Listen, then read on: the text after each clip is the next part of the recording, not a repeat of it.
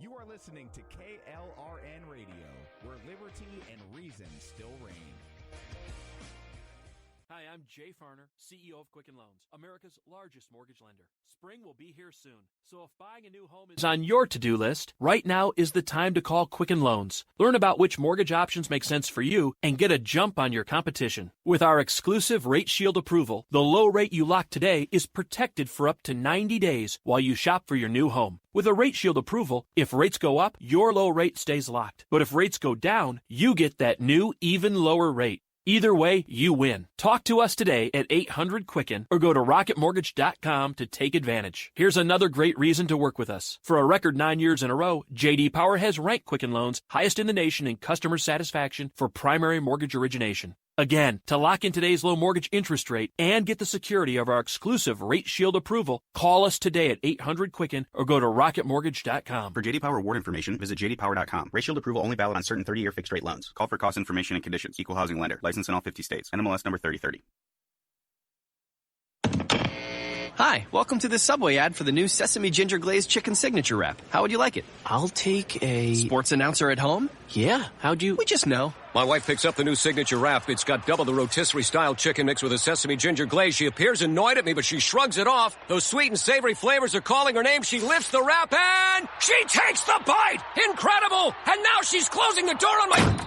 Subway, make it what you want. Limited time only at participating restaurants. Double meat based on average 6-inch sub. I'm little teapot, short and stout.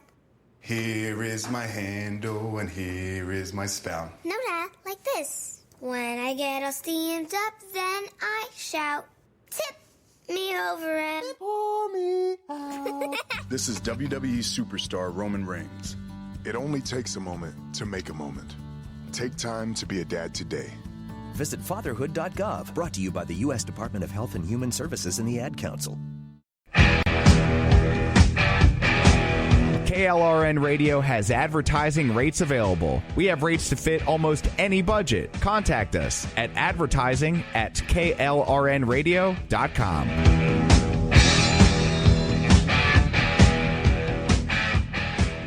Thoughts of suicide may feel impossible to overcome, but with help and support, you can find hope and meaning.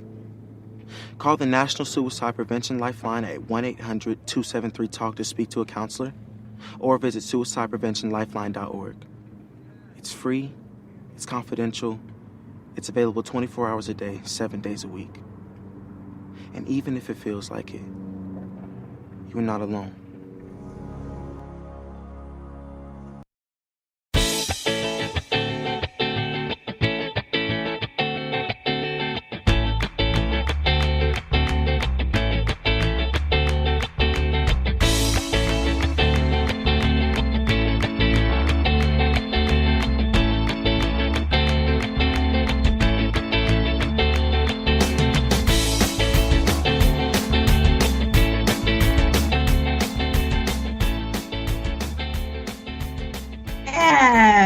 Good evening, everyone. Welcome to another episode of A Pod Divided. And with me tonight is my affable co-host, Brad. How are you? I'm very affable, as you say. Yes, that's a fitting description of me tonight, I guess. Don't get accused of that too often, but sure. Let's go with it. It came to my mind, and I went with it. I don't know. I'll take it. Considering all the other things I'm usually called, and especially today, I'll go with that. Well, it was the one thing that was not R-rated, so I went with that. Okay, exactly. Don't believe Twitter, everybody. I'm affable. You heard it here first. That's right. So did you survive the conventions? I did, and you know what? It was so funny because this year everything was online, which was kind of cool to watch because there wasn't a lot of crowd noise as there is usually, and we didn't have to compensate for that, so that was kind of nice. Everything flowed pretty well, and it was different to watch in that fashion, actually. Yeah, it really was. But, for me, it made it a lot easier to compare and contrast how the deliveries were on both sides, and it was really where before things were kind of muddled because it was, there's a lot of noise, like I said, and cutaways and different, camera angles and this and that and all that stuff. This time, it was right in your face and they were speaking to you directly. So it was rather eye-opening. I found the Democratic convention to be mostly, oh my God, you must live in fear. This is what's going to happen to you if you don't vote for Biden type of thing. And I found the Republican convention to be more, we live in a great country and this is why, that kind of thing. So it was really cool to compare and contrast both. Yeah, I think thematically it was kind of a noticeable difference. The Democrats seemed to me they were pretty much preaching to the choir. Isn't he horrible? Kind of attitude. And I think the GOP did a good thing where they kept everybody off balance by going apart from the established party line. And, of course, you make an appeal to the centrist. You try to get those undecided voters. And I think they did that much better because what they presented was more for America kind of stuff. It wasn't, they are horrible for doing this, choose us instead. It was, here's why you should choose us. And that's the way politics works successfully, is when you put out a product that people want as opposed to demonizing the other side and scaring them over. That was the whole marketing thing was well done by the Republican side, not so much by the Democratic side. On top of that, I kind of enjoyed the fact that it was a lot of regular people that were speaking at the Republican convention. People from the heartland, people that had experienced, really tough things in their lives, and they were testimony to what we grew up knowing as the American dream. So it was very heartening to see.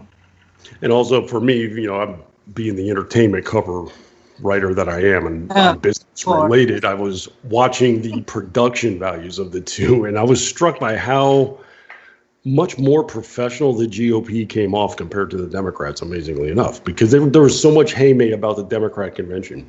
It's going to be produced by this director who has done the Academy Awards, and they were very seamless. There was a lot of choppiness to it. We covered the conventions every night at Red State at Live Blog, and I even said one night during the Democrat show, it had that feel of like Space Ghost Coast to Coast. It just had that choppy editing to it where nothing was really clean. It was like, what the hell are we watching? I missed that show. That was just to give it. If you haven't seen Space Ghost, what they do is they took old cartoons and refashioned it into a talk show. But to do that, they had to hack job it like crazy to make it, and then they had live interviews that were segmented and they stuck in there and they didn't fit exactly, so the cartoon host had to look like he was interviewing a live human being and it didn't work right. But that was part of the humor. The Dem convention kind of cut that way. It was humor. Yeah, and I was just struck by, the GOP convention was very smooth, very seamless. It was, the live speaker, then cut to this video, then cut over to here, then go to the White House, and then come back to a speaker. But it was all done in a very nice, clean edit fashion, as opposed to, go to camera 6, camera 4 now, and that's what the Dems felt like. So it was just kind of funny where they touted having all of this Hollywood talent behind it, and yet the GOP actually looked like the more polished production. Yeah, I'll be honest though. I mean, I'm not a big fan. I used to watch the Oscars all the time, simply just to see what the chicks were wearing. Let's face it. I just wanted to see the costuming, and I wanted to see what dresses and the jewelry. I wanted to see that. I like the icing, but I never thought that the actual directing of the Oscars was ever done well. I always found it to be like haphazard, but that's just me. I mean, I'm not a professional or anything, but sometimes it was just annoying the way that it was directed. So for me to be told that, somebody that's directed the Academy Awards is going to be directing the DNC convention, I'm going, well, okay, that's not going to win me over. Sorry. The real thing that you're looking at is that you're basically looking at a live show, so you're going to have that problem. It's going to be where things aren't as clean and scripted and perfect as you would expect, because just accounting for live. But with a convention, it's a little more orchestrated. They should have choreographed things a little bit better, a little more clean. But what are you gonna do? But that was just my impression. I just thought they didn't have the time. They had the time to do this. They had the time to choreograph everything. Sure. No one was going anywhere. Everything was shut down. They had no excuse. Good exactly. job. What the hell else are you doing? Get this clean. Well, there was a major controversy to come out of the Republican convention. Oh, yeah. There was, because I was following ardently night after night, and there were just numerous Hatch Act violations, of course. But one of the most egregious was Ivanka Trump speaking about Legos. Lego Gate. Lego Gate happened. If you didn't miss the convention, and if you did miss it, let me first congratulate you on living an upright life, unlike myself. But Ivanka Trump was, on the last evening, the final speaker introducing her father to come out and accept the nomination. So she gave a long speech, great speech. She's so comfortable in front of the cameras. And we were even saying on the blog, it's like, this woman, if she were a Democrat, she would be on the cover of every magazine and hailed as, woman of the year kind of stuff. But she's not, so they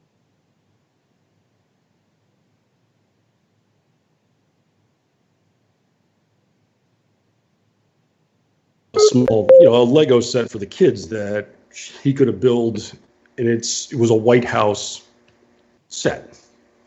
I think you're familiar with this because you've got a little bit of an affinity for Lego.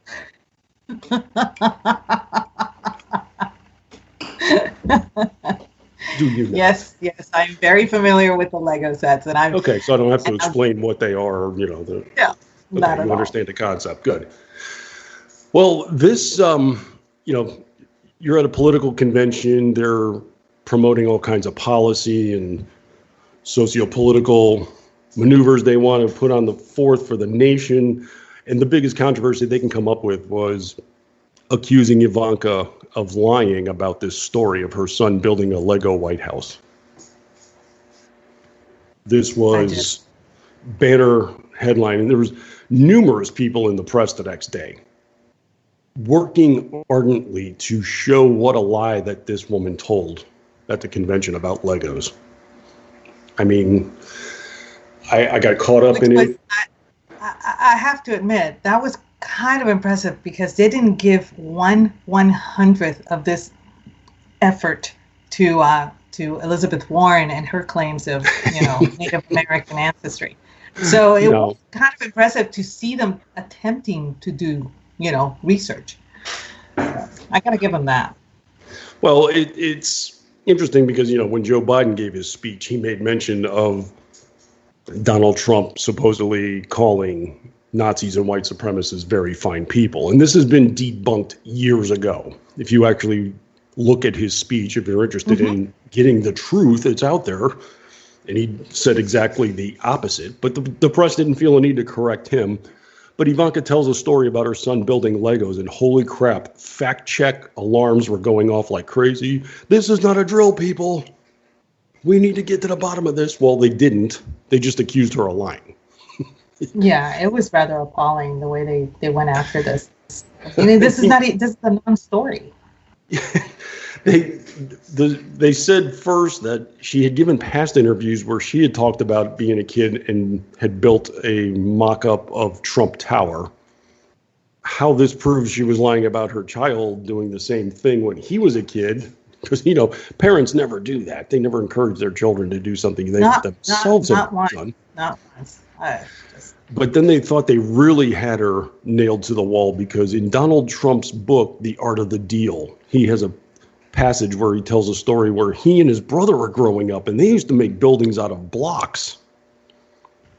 So they were accusing her of lying and of stealing this story from her father. She plagiarized her own father, allegedly. Because it's quite impossible for anyone to have built anything out of any material before Ivanka was born. Really? That's just amazing to me. They played with wooden building blocks. There's no way in hell her child made a Lego White House. Well, and this wasn't just, this was some woman that wrote a book about the Trumps and the rest of the family that made this accusation. And then a bunch of other people in the media jumped on it too. It's like somebody from Bloomberg was like, yeah, our writers in the White House all the time in the Oval Office, and they've never seen this thing. Yeah, because nobody would ever move a 6-inch Lego set. Those things are immovable once they're placed somewhere. Well, Ivanka puts up a picture of her son sitting in her dad's lap at the Oval Office, at the Resolute desk, in fact, holding the very White House that supposedly was a lie.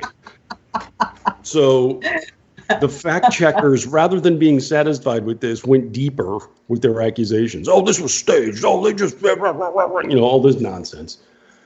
I actually found Getty Images has in their archives from March of 2019. There's a photograph in the Oval Office, one of the side chamber desks, has it sitting on top next to some photographs.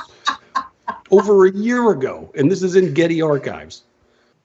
Oh, wow. Okay. This kind of research was beyond the ken of our industrial complex known as the media.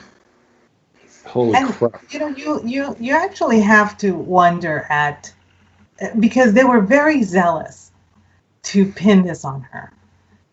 And in their zealotry, they should have been very diligent about finding the facts, but it was like they didn't want to go look where the facts were. They went somewhere else. I don't know.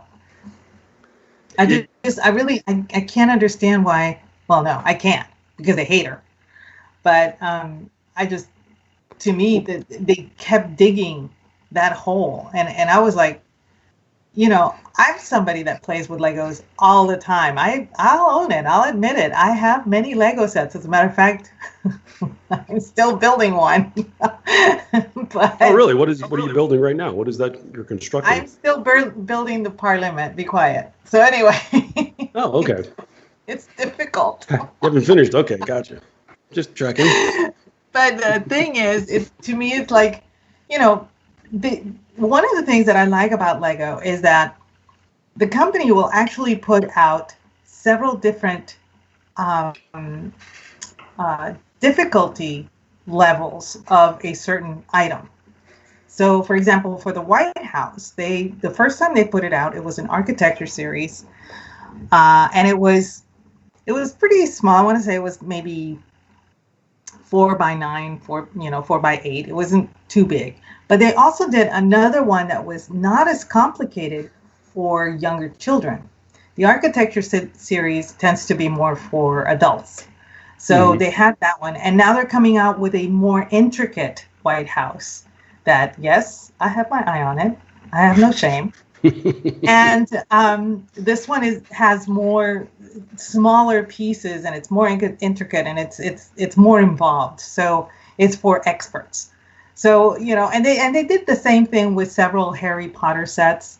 They did the same thing with Lego City. Every so often they'll have like a huge fire station, but they'll actually do one that has maybe 100 pieces, so younger kids can actually build something, that kind of thing. So when I saw the picture of her son with the White House, I was like, son of a bitch, he got that I wanted. Just a smaller set, which I didn't get, but I was like, that set was actually geared towards younger people, and when I saw that thread by I don't even remember who the woman was, but she's out selling a book, and she was talking about how she reached out to Ivanka to verify the picture or whatever, and that she was going to post whether she heard from Ivanka or not in that tweet series. I was just like, I was appalled because she made reference to how does a 3-year-old build something like this, and I'm like, this is her changing her story, though, too. You know, she was initially saying it was an outright lie. Well, then they come up with the photograph. She's like, well, okay, it exists, but I don't think he really built it himself. And she actually calls the White House switchboard to confirm it. Yeah, but what bothered me was that she was implying that the child is too young to follow directions. And I'm like, yeah. Bitch, have you never seen that Lego actually their booklets are like pictures for a reason? This is our media, folks. I was like, okay, and that's where I completely lost it. I actually had to walk away from Twitter because I was about to just unleash a major F-bomb storm on this woman, and I just could not do that. That's well, this was also, you know, this is the level of our media today where during the Trump speech, you know, they had everybody on the White House lawn. Oh my gosh, this alone was offensive, but there was no shortage of people from the press that were outraged that the people that were not distancing and were not wearing masks, that was their concern. Well, somebody at the event towards the back actually turned around and took a photograph of the press pool. You know, they were up on a riser, all the members of the media that were filming this, jam-packed together, not wearing masks at the same event. Oh, that's precious. So, yeah, we were at, we were doing a live blog and somebody had posted this up and I was like, holy crap, what? And I got the photograph. So I went to Twitter and just did no masks as my search. I had, I think, 24 members of the press that were noting this, and I would just post a picture. I was like, hey, you better go tell your friends, oops, your people are going to be dangerous and die because of this. You better let them know of the danger. And I just went, I put out, I think, a dozen or so that, like, within 5 minutes. Priscilla's in this one and that. They were all the same. And I was like, dude, you're full of shit. It is amazing to me that this virus has, that the left has an immunity to this virus, but the right doesn't. So anything that the left does, they're immune to this virus, but the right is not. Well, they even did it. It was the next day, not 12 hours after Trump spoke. They had a major protest in Washington. It was the Black March or one of those things, and thousands of people congregating together. CNN actually has a doctor on explaining why it wasn't a danger for them to gather.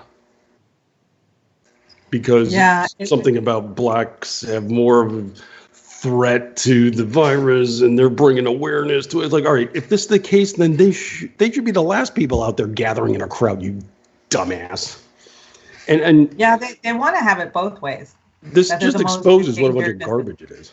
It's hilarious. So yeah, it's fun. This was the two controversies to come out of Thursday night. The two political controversies: Lego and masks. I want to build a mask out of Legos. Oh my God, heads would explode, and then people would die. Aggie, would you be happy then? I shall withhold my answer for fear of it incriminating me.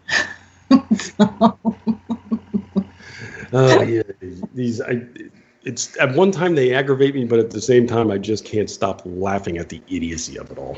I mean, it's pretty sad because they, and I hate to say it, but I was talking to my niece the other day. It was my brother-in-law's birthday, and I was kind of obligated to go, and my niece was there, and we were talking, and she's 14.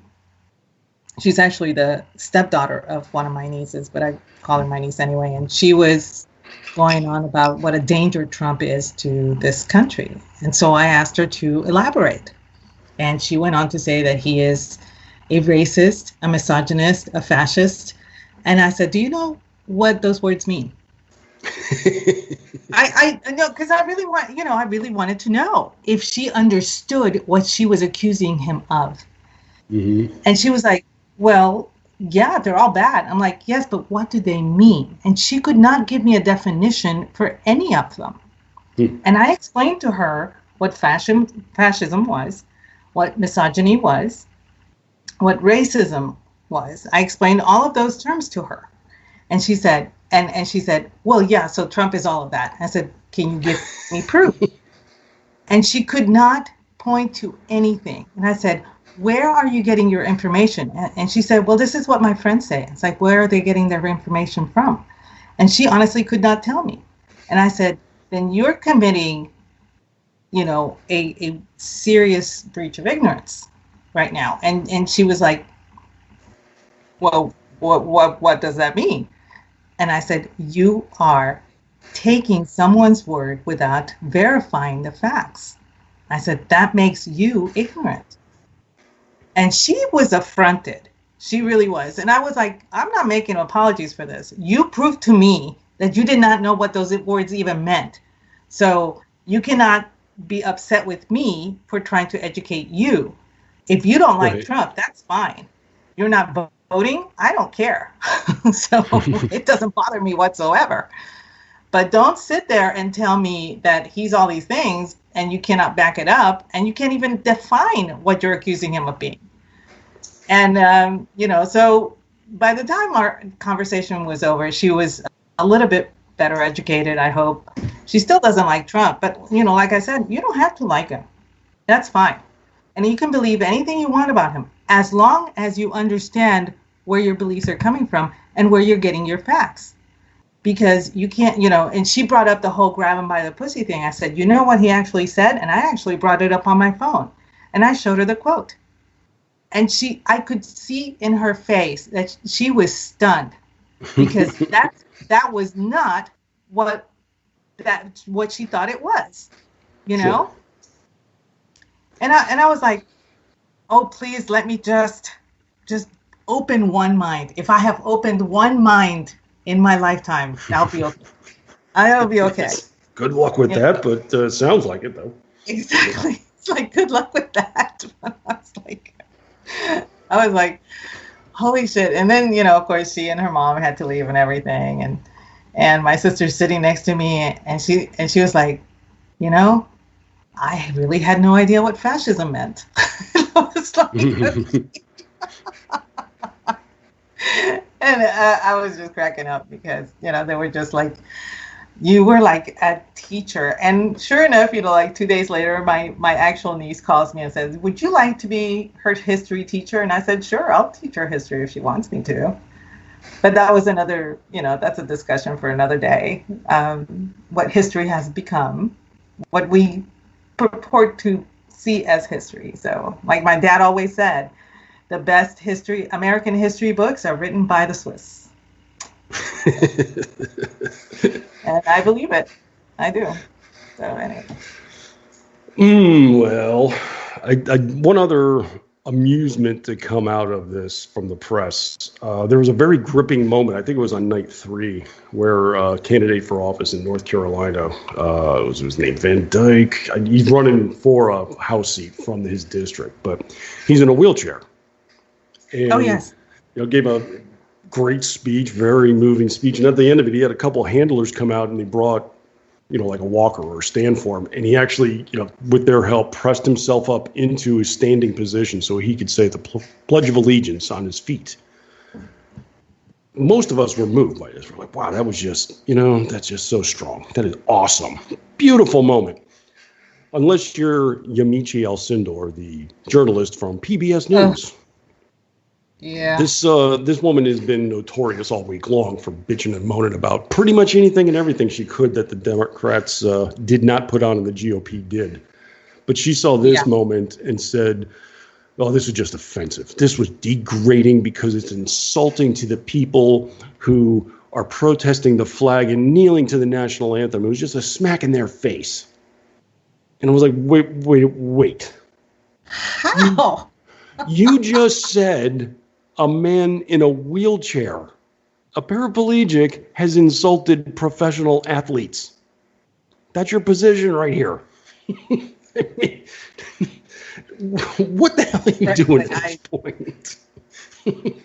How dare this man that can't walk insult professional athletes like that?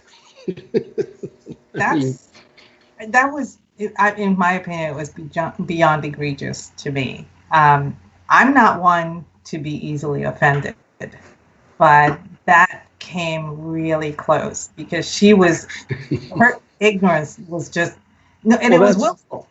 But that's why I can't get offended by that kind of crap. It's like, are you that impacted in the mind to do this? This is how biased you actually are, and you're supposedly a journalist. But you, how dare this invalid who can't use his legs offend $5 million a year athletes who are just kneeling? This man wishes he can kneel, you dumbass. Yeah, tell me about it. Tell me about it. I'm sure that she would have issues with Greg Abbott as well, not taking a knee, but whatever. Just unbelievable. Well, do you want to take our bottom of the hour break here? Sure. We'll take a break and we'll be back with sports and schmorts. All right.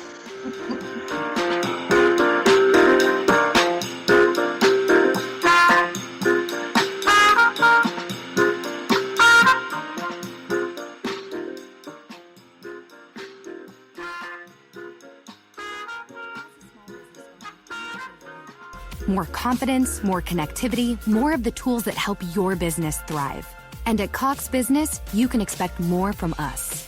We don't just have sales reps. We have perfect plan identifiers, people who will work with you to make sure your business gets everything it needs and nothing that it doesn't.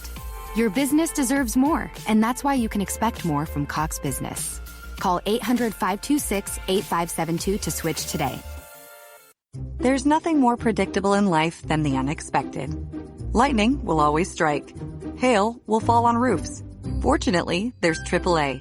AAA has been helping members stay prepared for over 100 years. So when unusual storms, fallen debris, or sudden leaks happen, you'll be covered. Check, check, and check. Get the home and auto insurance you need by talking with a AAA insurance agent today. Visit AAA.com/insurance or stop by your local AAA store.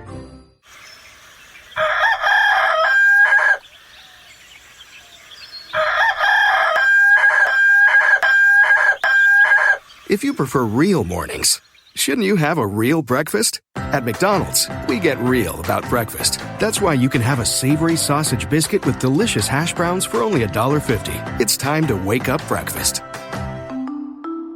Single item at regular price. Prices and participation may vary. Cannot be combined with any other offer or combo meal.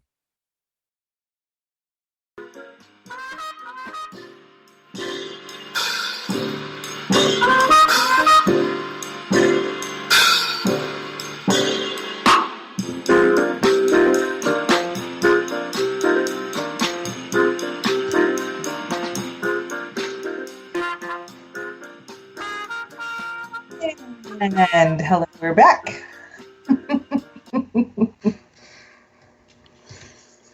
Can you tell I've had just a little bit too much of champagne? Ooh, it's champagne tonight, is it? I did a mimosa for tonight. I was Very like, nice. I would love to have the patience to mix a cocktail, but tonight, after the day I had, I was just like grabbing whatever was in the refrigerator. Well done, well done. Well, I'm going to have to beg some forgiveness here because I might be a little distracted in the balance of the show here. My fantasy draft has begun here at the bottom of the hour. So. I played fantasy football once online, with the other bloggers and stuff like that. And I picked all of my teams based on team colors. I came in second place. Well People done. hated me, and I'm like, what? Wow, nice. No, I was completely ambivalent about the upcoming season too, and it was like late last night. It was the same thing. It was like writers and stuff like that I know were involved here. So I was like, well, if we got a slot, yeah, I'll take it. That sounds like some fun. But then they announced all of a sudden today, oh yeah, it's gonna be at 9:30 tonight. Like, wait, what? So I'm in the process of picking now. But Nice. I'm in the number 2 slot. I got Patrick Mahomes already, so I'm in feeling good. I'll be all right. See how I can screw this season up. So, speaking of sports, though, it's been a fun week over on the athletic side. It has. Been watching these cement heads and what they've been up to lately. Holy crap. I tried. I gave it the old college try. Literally. It's just like... No, they are just...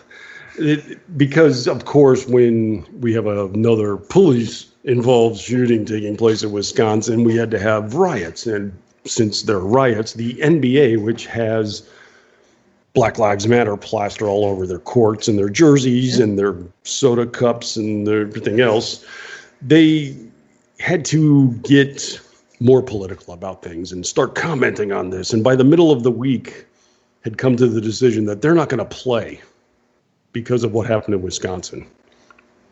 Oh, for goodness sake. I'm unclear why, but then like a virus itself, this spread throughout professional sports. In Major League Baseball, the Miami Marlins and New York Mets took the field. They removed their hats and they had 42 seconds of silence. I'm sure that was significant for something. I'm not sure what, because nobody died in the Wisconsin shooting. But nonetheless, they did it for 42 seconds. And then the players walked off the field. And this does what? This addresses the problem of inherent systemic racism in the country, you see. No, it facilitates their paycheck by doing nothing. That's what it does. So the NBA rears up and they said, okay, yes, well we're not going to play either. It kind of started, I think, in Milwaukee with the Bucks. They said, well, because of this, we're going to show solidarity with our citizens or something. Then a handful of other players said they did not want to play. And then the entire league kind of got together and decided, yes, we're going to do this. So baseball followed suit. And then the NHL, for no damn reason that I can figure out, was coming under fire from activists because they were still playing their games. In Canada, their playoffs are taking place in 2 cities in Canada that are in a bubble, as they say. They're all completely sequestered. They're in a hotel. They're in one arena. They don't go out, nothing like that. There's no connection going on in hockey in Canada to Wisconsin. Okay, forgive me, but as far as this movement is concerned, I was under the understanding that the Black Lives Matter movement was indigenous to the U.S. Am I wrong in that assessment? I would think so, except, but at the start of things, the NHL really wasn't doing a whole lot, gesturing and such towards this movement. But then, after coming under fire, they started to see some players kneeling for the national anthem and the Canadian national anthem. But Canada had nothing to do with this. This is why it makes no sense. Yes, I agree. And so after coming under fire, the NHL makes the announcement on Wednesday evening. Yes, to show a sign of solidarity with the athletes in the NBA, we will also suspend our games. So they said, we're not going to play on Thursday and Friday. And then immediately after that announcement, the NBA came out to say, we're going to be playing games on Thursday. Oh, my word. So they are in solidarity with players who are actually playing. Okay, so I don't know how this works. If the NHL actually suspends a couple of games, do those players not get paid then? Or do they still get paid? No, they're just basically delaying the game because, they're in right now effectively the Stanley Cup. So those games will have to be played at some point. So okay, so basically what you're telling me, this is like hashtag diplomacy. It means nothing. Yeah, they took a couple days off. Okay. So basically they used this as an excuse to recharge their batteries before going back out on the ice. That's pretty much. Yeah. We're not going to play today because something bad happening in the. Yeah, there's something bad happening in the planet. We're not going to play because of that. It's. But for them to say we're doing it in solidarity with the NBA, and then the NBA goes out and plays. That's like saying I'm going to be going on a hunger strike in solidarity with my friend who's over there in line at the fast food counter getting a Big Mac super meal. It's what are you doing? Oh. What are you doing? So, yeah, this kind of idiocy has been going on all summer, and shock of shocks, it's actually having an effect on things, but not in the way that they expected. I checked in the news, and it turns out there's still racism. Figure that out. But the effect that they did not anticipate was fans are not giving a damn, and they're leaving the sports. The ratings for pretty much across the board for the sports are going down. In the NBA, they're tanking hard. I'm sorry. You don't mean to cut you off laughing, but all I can think of is karma, bitch. I mean, it is comical. I'm with you. I mean, I'm laughing too, because the NBA, what the NBA did when they started to replay about a month ago was it was kind of they consolidated the remainder of the season. They did like a concentrated schedule to get the final seeding for the playoffs, which actually began roughly last weekend. So they're entering the playoffs now. They're actually in postseason, and the ratings are down 20% from last year. I'm not surprised.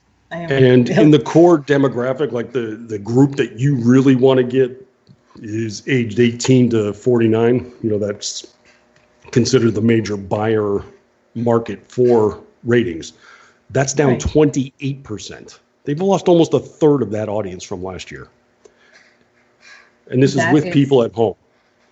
Everybody thought for sure that, you know, the ratings are going to go through the roof. Holy cow, that this is going to be fantastic. And no, the ratings have been tanking. Even though people are home, people are captive. They think about it. You've gone like 4 months without the sport that you love. And well, yes and no. And I look at it in a different way. Yes, they're kind of captive, and yes, they were looking towards having, you know, sports come back with something to watch on TV. But during the time where everything was shut down and all they could do was go outside, I think they rediscovered being outside. So that, I think, had something to do with it. I mean, I don't think I've seen my neighbors stay indoors more than twice a week now. I mean, they go and they started doing stuff on their own and going, you know, hiking and doing all sorts of things. So, but, you know, one of the things that, like you said, everybody was looking forward to having sports. They were looking forward to having sports, not having social justice crammed down their throats. Mm-hmm. So, you know, True. that has a lot to do with it. You know, because this is kind of the kind of stuff I cover, the business side of things. So I'm digging deeper into this. And, you know, the league wants to say, well, you know, we're going through this whole COVID thing and it's all just, you know, a new environment. We have to make amends for that. And they're basically making excuses because their ratings have gone down lower from the regular season. But in February, their ratings were down about 20% from the year prior as well. And that was pre-COVID. So they've been losing audience.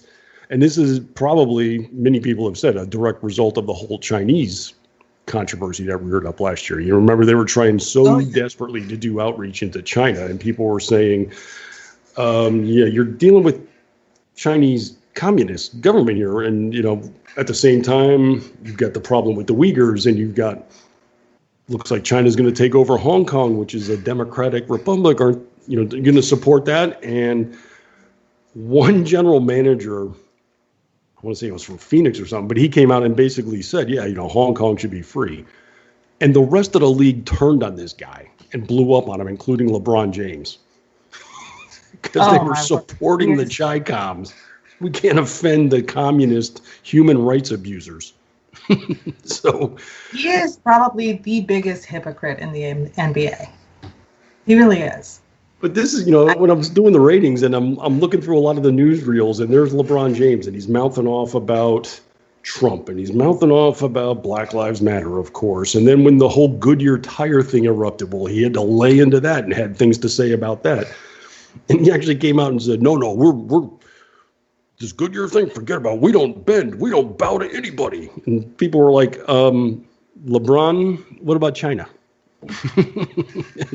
That completely shot him out of the water as a result. And oh yeah, the entire league is politicized. And there was a guy in the Atlantic that put it best. He's like, you know what? When you've got players and coaches like Steve Kerr, he's an obnoxious son of a bitch, but a bunch of other coaches too, and also commentators on the air, but they're all bad-mouthing the country. Geez, big surprise the audience is leaving, huh? Yeah, we had a small controversy here with Pop because Coach Pop actually started talking about how racist we are as a country, and I'm like, whoa! First of all, you realize that you're in a town that is very diverse. It wasn't founded by whites. It wasn't taken over by whites. So don't even come to this place and say that there's a lot of racism going on, because what you're doing is, in essence, just echoing what they're saying in the NBA and bring it to a place that it doesn't belong. Sure enough, he got a lot of heat locally for espousing such things, because even though San Antonio is a liberal town, it was a sanctuary city, and Lord knows the mayor, who is classified as an independent but as progressive as all get out, it's a very liberal town, but when it comes to race, you don't bring that up in here. That's not going to fly. And I think it has a lot to do with the makeup of the city, the racial makeup of the city. The fact that the major gangs here happen to be Hispanic and Black kind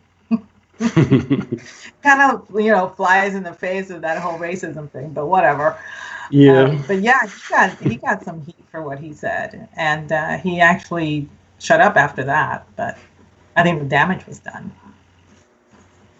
So yeah, you're waiting for the day when this kind of dawning will come over business entities in the country, that when you get into the social activism, it never ends up good for you. I mean, it's even Nike has absorbed losses. I mean, they're claiming, Kaepernick's jerseys are selling like hotcakes and shoes and yada yada, but overall the company has gone. They've seen their sales go way down. I mean, Goodyear Tire, just with their thing, because they were doing, the whole controversy was they were giving sensitivity classes and telling their workers, you can't talk about political things and wear political logos on, but Black Lives Matter, that's cool. You can do anything with that. Yeah, that was kind of tone deaf. But they actually singled out police and said, like Blue Lives Matter, you can't say that, while they're bragging about the fact that they outfit all the police departments across the country with their tires. It's like, boy, that's going to change, I bet. I think you wrote up something on that, and I was like, holy shit. Mm-hmm. It's like, brilliant. That was pretty epic fail. A pretty epic fail, yeah. So, but I'm all about, hey, if you have your causes, that's great. If you have your political leanings, I don't care. I want to watch the sport. That's all I want to do. I don't want to be lectured. I don't want to be told that Black Lives Matter, but Blue Lives don't. I don't want any of that. I just want them to play. And it was really weird because I was actually watching a game, Utah Jazz versus Denver Nuggets, the other night. And it was so creepy to see all these monitors around the arena. And it was the season holders on the monitors. But the creepiest thing was watching this game and hearing crowd noises. And I'm like, where the hell is that shit coming from? Because there is no crowd. And, Zombie all audience. the monitors, they couldn't say anything. They didn't have sound. So it's like they're doing it artificially to give you that whole vibe. And I'm like, no, don't do that. That just makes it even creepier and weirder. And then, of course, I started noticing all the little subliminal messaging of the Black Lives Matter spread on the floors and all the jerseys and the shoes and this. And I was like, you know what? I can go watch paint dry. So I turned it off. And that's what I went to do. So. Well, there was another point of amusement, too, regarding sports and the convention. because I think it was the first night, the former football star Herschel Walker was coming up to speak, and gave a real nice speech himself. Now, he'd been friends with Donald Trump for decades. I think like more than 30 years, these two had known each other and been friends. So it's no surprise that he showed up. Well, the next day, actually that night, the term Uncle Tom was trending on Twitter because of Herschel Walker and all the people on the left calling him that. And it's like, wait a second, you people have been force feeding this down our throats for years. Colin Kaepernick has been your god for years, but now all of a sudden you can't tolerate an athlete getting political. But what really upsets me is that the left has taken that term and bastardized it. I mean, they really, if they knew the history of who Uncle Tom was, they would not be calling anyone of any color on the conservative side that name at all. I would wear it with pride. I know who Uncle Tom was, and they don't. And it shows an amazing amount of ignorance from the left to call anybody that name as in a degrading fashion. It drives me nuts every time I see this whole Uncle Tom thing. And what bothers me more is that on Twitter, that will trend. But, and I'm like, that's a racial term. Why would you let that trend? I don't get this, people, at all. And that's, yeah, and there you go. There's your double standard. But, I mean, this is the era we live in. I mean, after all, we have racially insensitive swimwear, I understand. Oh, yeah. Oh, of course. We have our segment on cultural appropriation brought to you by Adele. Now, I think Adele is very talented. I think she has done wonders with her fight to lose weight. She has taken her role of motherhood to new heights. It's all great, I really don't know what her politics are, nor do I care. But there is she comes from a part of England where the roots of a lot of people of Black backgrounds is celebrated. And she grew up celebrating this cultural phenomenon, and it's a great shindig that they throw. It's like having Carnival in Great Britain. So it's really cool, and you get to dress up and you wear flag paraphernalia of different countries, and what you're doing is actually honoring these countries. Now, she went and she wore a bikini top with of the Jamaican flag, I believe. But that wasn't, to me, everybody was freaking out over that flag thing. But there was another section that was freaking out over her hairdo. She was wearing... I saw this too. Yeah, what we in the anthropological world call a Bantu hairdo, and it's they're called Bantu knots. And I don't know if anybody in the chat or anybody listening knows, but Bantu literally means people, and it comprises about 400 or 500 different tribes in Africa. So it's a very large group of people. They have all sorts of cultures under this Bantu umbrella, so to speak. But one of the things, a lot of the Maasai wear it, a lot of the Zulu wear it, and it's a cute hairdo. And this is not the first time she's done it. This is not the first time a white person has done it. This is not the first time a non-black person, I should say, has done it. But for some reason, it freaked everybody the hell out that she did it in order to honor these people. Now, get this. This was beautiful, because I know a few people who actually are from Africa. Two of my friends are from Mali. One is from Nigeria. And they all are Bantu, okay? And they all thought it was great. They thought, oh my God, she looks so beautiful. I love that she used that hairdo. It's honoring my people. That's the way they saw it. And then there was this one chick over here who was like going on and on and on about her hairdo. How she was culturally appropriating this hairdo, and she has no business. Adele has no business doing this and blah blah blah. Meanwhile, the best part was that Abby here.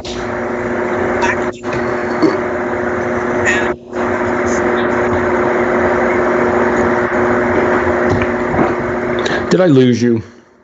No, I'm right here. Oh, there you go. Me? Yes, now I can. Okay. I guess you didn't hear anything that I said. Just for the last couple seconds, you've kind of faded out there. Well, no, what I found funny was that the woman that was going after her, it was Vixen something or other, was talking about how Adele was culturally appropriating this and blah, blah, blah, and all this stuff. But her Abby, the woman's Abby that was bitching about it, she was a black woman, had her hair straightened. And I'm going, okay, wait, hold up. Now, as you know, when it comes to anthropological stuff, it's kind of my thing, and I do not believe there's such a thing as cultural appropriation. Culture is defined by certain things in it, but it doesn't belong to any particular group of people. It's to be shared. That was the whole idea. That's why, like you mentioned in your podcast the other night, we had this whole idea of a melting pot. We took something from a culture, adapted it, made it our own. That has been going on in every country, in every culture for millennia. And it amazes me. One of my favorite movies was about this exact same thing, about finding something from another culture and making it your own. The Gods Must Be Crazy. I don't know if you remember when that movie came out, right? Yeah, absolutely. Yeah, the Coke bottle that falls out of the sky. Mm-hmm. It becomes a religious symbol. So, and it was such a poignant movie, and I love it. I think it's one of the best movies ever. But going back, it just shows you that this culture actually found something that did not belong to them and made it their own. That's how we literally progress.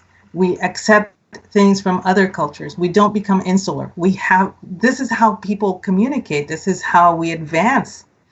And if any of these people were even remotely honest and even believed in the theory of evolution, this is how it's done. So, I just thought that it was beyond ridiculous that Adele was being dragged because she chose to honor people during this festival with a different hairdo. And it looked lovely on her. I thought she looked great. And I think most people were actually upset because she really looks good right now. Well, here's where, I get real edgy about this whole appropriation nonsense. I don't pay attention to it at all, really. Oh, I appropriated someone's culture? Fine. Sue me, I guess. I don't know. What's your answer here? I'm going to still enjoy whatever I'm enjoying. But, and the thing is, they never tell you what they want. They accuse you of appropriating something from their culture. But so what? I mean, what's the end game for them? Do I stop? Do I have to pay somebody? Is there like a poll tax or something involved? But yeah, I actually asked somebody. Somebody said that I was culturally appropriating something or other. I think this was a couple of years ago, and I straight up said, "Do you want a taquilla?" And they got offended. And I'm like, well, why are you telling me that I'm culturally appropriating anything? You can't stop me from doing it. And it was this chick who was, she was actually telling me that I shouldn't wear hoops because you're appropriating Black culture. And I'm like, whoa, you came to the wrong person with that shit. I'm sorry. But the Blacks appropriated that from the Syrians, and it was the guys that were using it. And by the way, those jeans that you're wearing, a white guy designed those. So you may want to give those up too. Well, that's what always gets me. When does white culture get appropriated as an accusation? Because I've never really seen or heard that, because it seems like only whites are the ones appropriating. I had a story I did rolled in because somebody had come up with the idea that Godzilla was the next thing that has to get taken down by woke culture. Because the original 1952 movie, they interspersed white characters from Hollywood in the film, and they whitewashed the nuclear blast nonsense. Shut the hell up. But there's also been a complaint now that veganism has a race problem because it's overrun with white women, and they always put up dish recipes that say things like peanut Asian cuisine or African lemongrass souffle or something like that, and they're appropriating other cultures. You know, of course, it was a woman of color that was writing this article. I'm just curious, like, if a black individual was to eat an Asian peanut dish, are they appropriating culture too, or is that not a problem?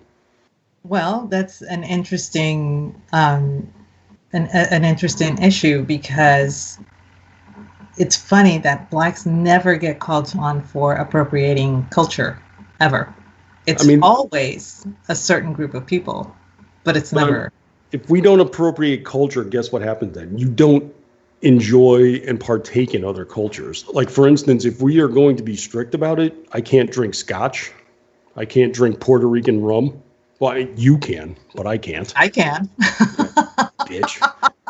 But that's the only thing I would be able to drink.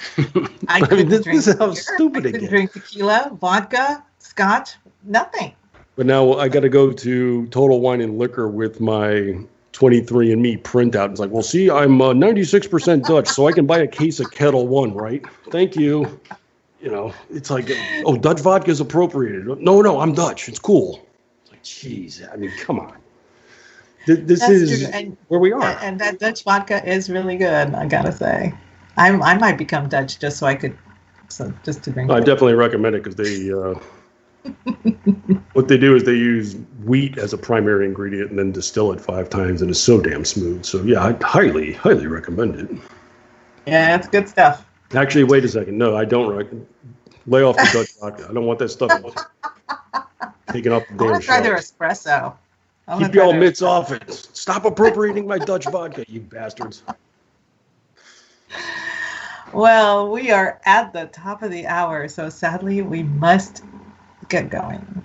All right. Well, Aggie, tell everybody, where can they find you?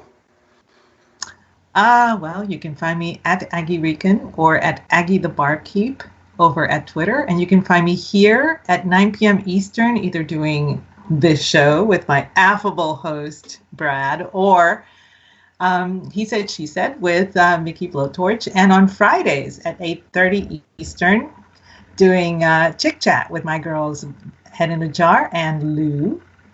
And where can we find you? I am in numerous places. If interested, you can find me at Town Hall at Red State. I'm over at Twitchy quite frequently.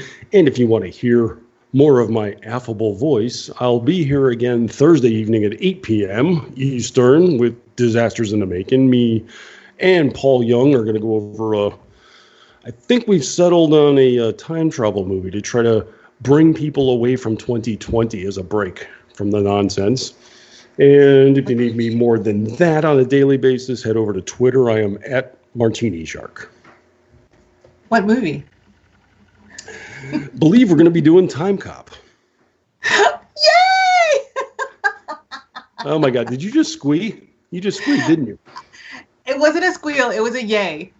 Okay. It's a squeal.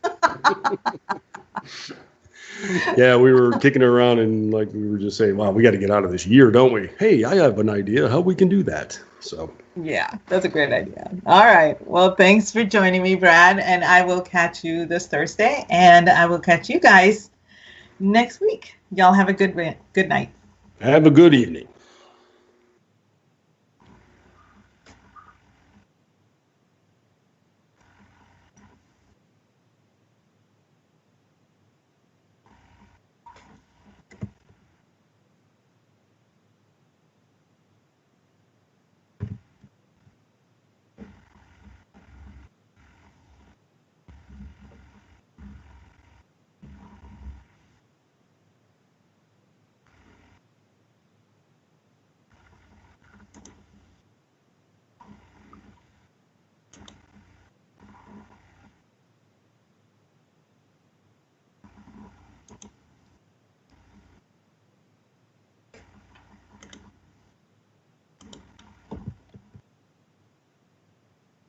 Are we clear yet?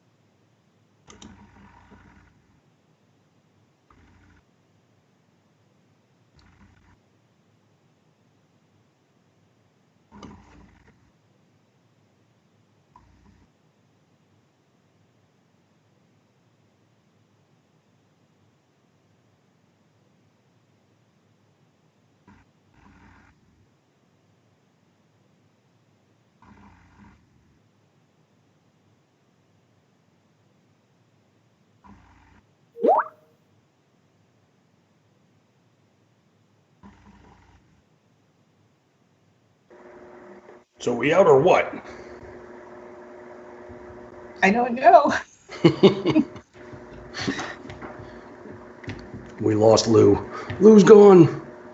I sent her a message. Okay. Are we clear? We didn't know if we could talk or not. I didn't want a hot mic moment. We are not clear. All right. Okay, good. I'm glad we're done because those sons of bitches in chat were pissing me off tonight, and I gotta tell you, wait, what? What happened? We're still live? Actually, no. I was not opening tequila bottles. They were vodka bottles.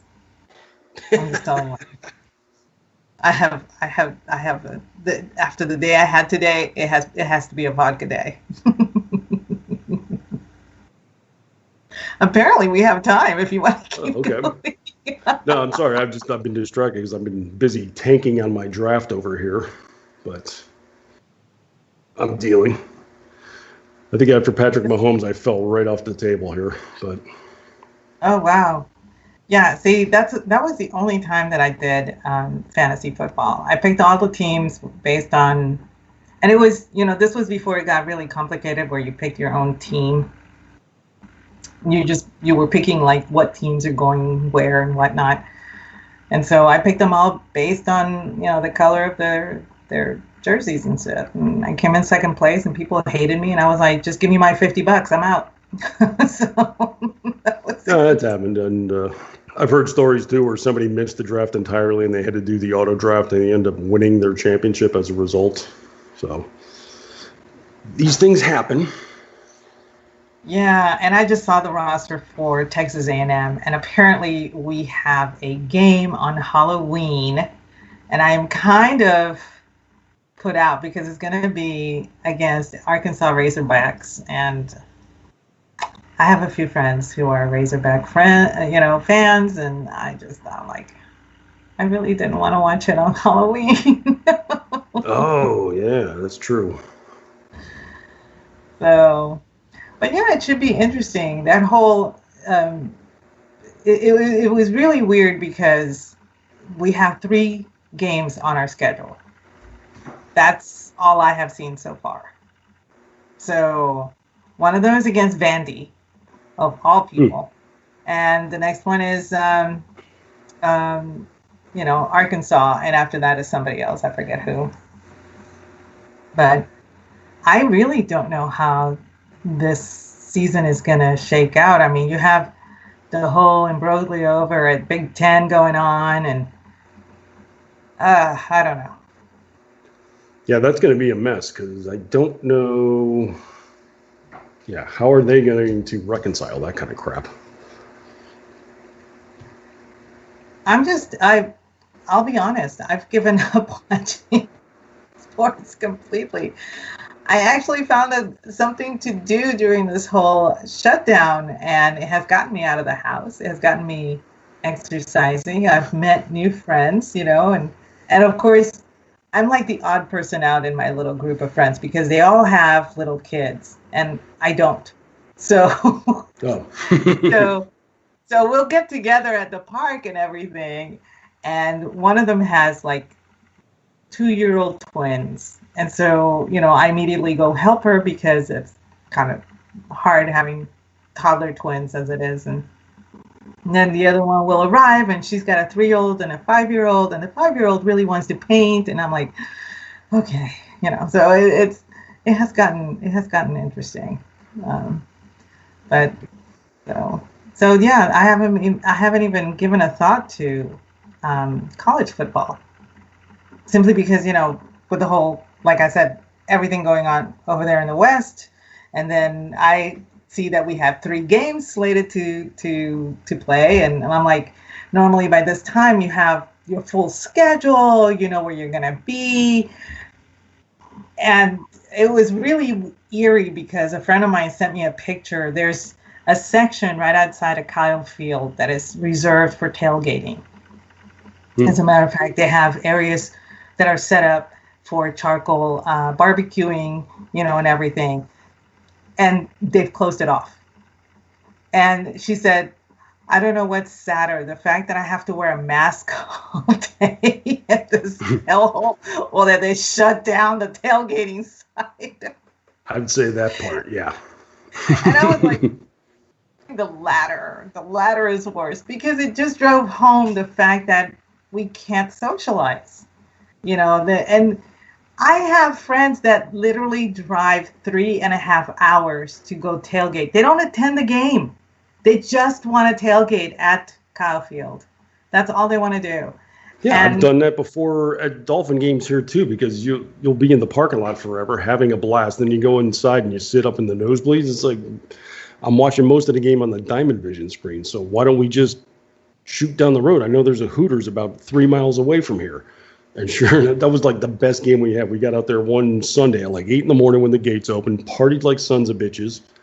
And then at game time, we went over and sat in the air conditioner, pounded pitchers with hot girls around us, and watched the football game. And I was like, yeah, this is the way to do it. This is the life. You're living large. That is true. I think the only time that I watched a game at Hooters, I was actually in Heidelberg, Germany. They had just opened a Hooters there, and they actually brought American Hooters waitresses to open the Hooters. So for the first 2 weeks, there were Americans that were serving, because it was at Heidelberg, and it's a big military town. So it was almost all military people that were going, right? So they were going to show a game. I forget which one it was. It was some football game, but it had been pre-recorded because obviously the time difference and whatnot. So we go down and everything, and well, they could not show the game for some technical reasons. So it's sumo wrestling on Eurosport. Wow. And I'm going, I don't want to watch bare naked asses while I'm eating chicken wings. This is not fair. Yeah, I know. My girlfriends and I, we were just dying. It was hilarious. But I was like, this is not the experience that I wanted to have at the first time I went to a Hooters. So. I mean, we went through, COVID hell about a month or so ago, where we went to, go out usually every Friday night. We tried to and such and watch games and all that. And nope. Air Bud was on one TV and Japanese baseball was on another. That was the sports entertainment in the nadir of the COVID era. So I think we're at least coming out of it. But yeah, these dumbasses have really pounded out my passion for a lot of this stuff. And it's like, I would rather watch baseball, Japanese, or Uruguayan, any other baseball, anything else than sumo wrestling. I mean, God. It's just awful. Especially if you're selling food. I don't see that being a good idea on a TV. It was not very appetizing, no. It was not. I don't think we need that second plate of wings after all. Do you have any lettuce, maybe? What cracked me up was after I came back to the States, I was asking my girlfriend if she and her husband had gone back to Hooters. She said that they had, but that all of the waitresses there were German, and so they never went back again. And I was like, and I asked her, I said, because you couldn't communicate? She's like, no, because they were not appropriate for a Hooters outfit. Okay. So I was like, well, okay, as long as the Germans like it, I guess. I don't know. I find that a little surprising, only because of all the pictures you see from German beer gardens, and they got, the St. Pauli girl busting out as she's serving. Maybe they're doing it wrong. I don't know. Yeah. So, which is weird because we've been to beer gardens, and there were quite lovely women there, but for some reason, the ones that were at Hooters, they were not very. They were not up to par with what we consider a Hooters girl. So curious. So, yeah. Okay. Yeah, it was pretty interesting. So anyway. All right. So I guess we should wrap it up. Our producer's back up. So. Oh, okay. So we shall say goodnight to everybody again. Once again, have a good evening, folks, and thank you for sticking around for us for these bonus VIP coverage content. That's right. This is VIP. Subscribers can stick around for additional footage from us each and every week. And if you send in a check, we'll have more for you. All right. Good night, everybody.